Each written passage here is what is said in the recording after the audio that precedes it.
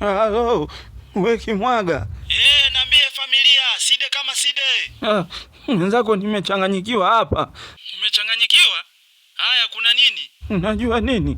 Mimi wakati narudi nyumbani sikumkuta Chiku.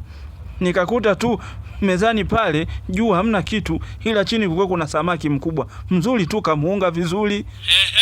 Sasa mimi kutokana na njaa ile nikamfyeka. Yaani ukamla huyo samaki aliyekuwa chini ya meza? Afu baadaye Chiku akanipigia simu akasema yupo saluni, eti nichungulie hapo chini ya meza kama kuna panya yoyote amekufa. Baba tayari kisha kulamba hicho. Ndio mimi nimekupigia simu nikuulize ana maana gani? Hapo hakuna cha maana gani. Side umekula sumu ya panya ambayo Chiku alikuwa ametega panya. Mama yangu. Kwa kumbe kuna kufariki hapa. Baba hapo moja kwa moja mbinguni. Shida ulikurupuka. Wewe mshenzi, mbona kama umefurahia hili jambo? Hivi uko wapi kwanza? Mimi nipo kwa Ngote Motors ya wataalamu wa kuagiza magari kwa nchi mbalimbali. Walikuwa wananishauri sasa jinsi ya kuchagua gari zuri. Kwa sasa unanisaidia aje mimi?